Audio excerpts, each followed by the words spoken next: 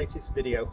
A few weeks ago, you might remember, the MOTs come into question. So what the government decided was that if your vehicle was due an MOT before the 30th of March this year, you needed to make sure you could still get an MOT on your vehicle.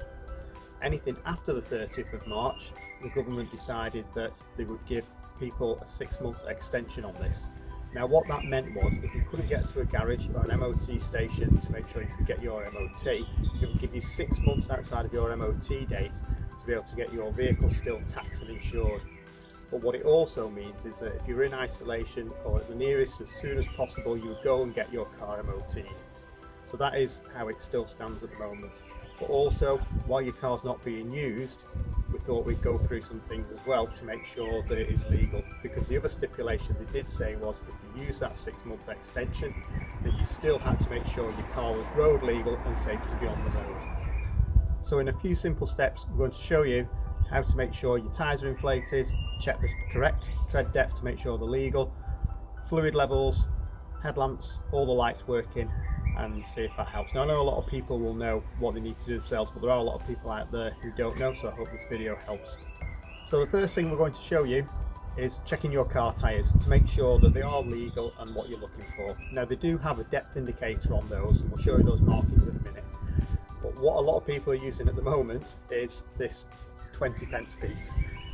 So if you look at a 20p piece and you look at the outer edge, that will tell you, if you put that into the tyre, that will actually tell you whether you're close to your legal limit or not. And we're going to show you how to do that now. Looking at your tyre, if we zoom in a little bit there, you can see those little markers here, here, and here. And those are the 1.6mm marker bars. Now that's the legal limit of where your tyre needs to be. If you're getting close to that limit, you should be looking at changing your tyre.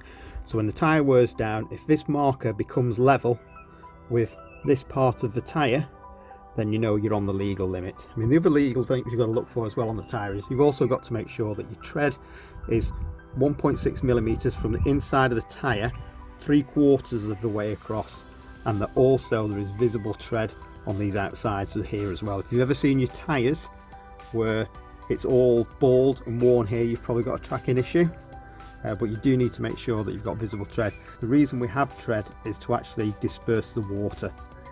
If the water can't be dispersed, you lose performance, you lose braking, and obviously the tyre becomes unsafe.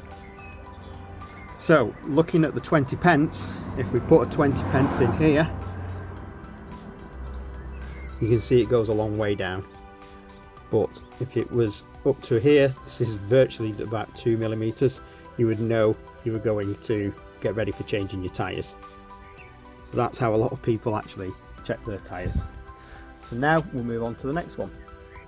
One of the other important things to make sure is that your tyres are actually inflated as well. While your car's standing around, it could actually be losing tyre pressure, and you wouldn't want to damage the tyre when you do start using it. So check with your handbook. Most cars are anywhere between, from small cars, 28 psi, anywhere up to 45, 50 psi, depending on what vehicle and whether it's a van or not. So, but please check your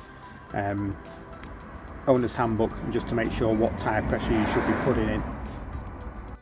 So moving on, lights are your next important thing as well. So you always need to make sure your lights are working. So get somebody to help you with this one. Make sure the indicators are working on both sides. Make sure your side lights and headlights are working. And then when we move around to the back, you can get somebody to help you here as well.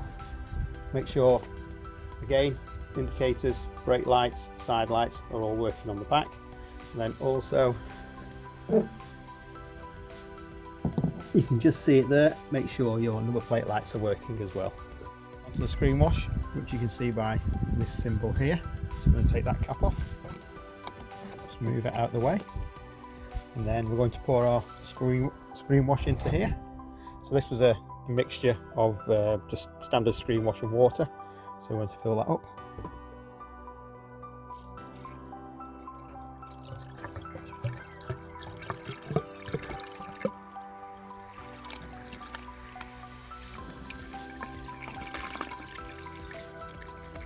This was really empty because the light's been on, so that will do for the time being.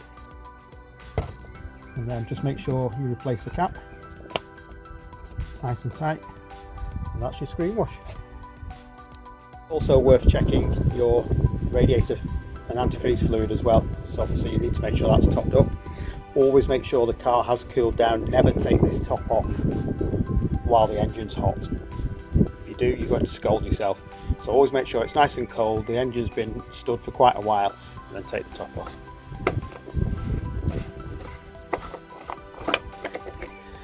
Now on this one, some vehicles are difficult to actually see the water level. Some have a container like this one, as you can see. So this is the actual marker here. You can see the blue in there. And then if we look in here, you can see this marker here, this white marker. That's where it comes up to. But this one's okay, so we'll just put the tap back on. Some vehicles you'll find they actually, I'll show you one now on the BMW. Again, that's a completely black unit, and that doesn't actually have a marker line on the outside. But most of them will have a minimum and maximum mark on the outside for you to top up. If you're topping up with water, you should always use the correct antifreeze with the correct level as well. So just check again, you use a manual on your handbook to check you are using the correct antifreeze, because if you don't, it can do damage to the engine.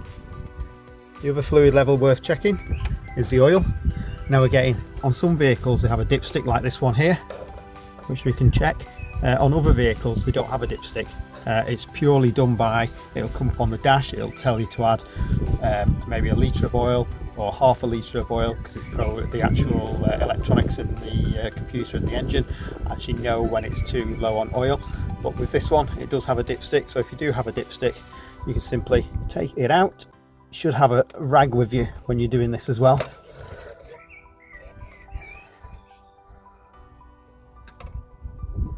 And you can see this one, we're okay, we're between minimum and maximum marks.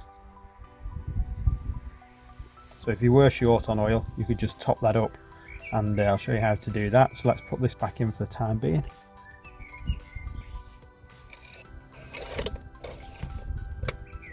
So when you're topping the oil up, it's through the filler cap. You can see there's BMW Castrol.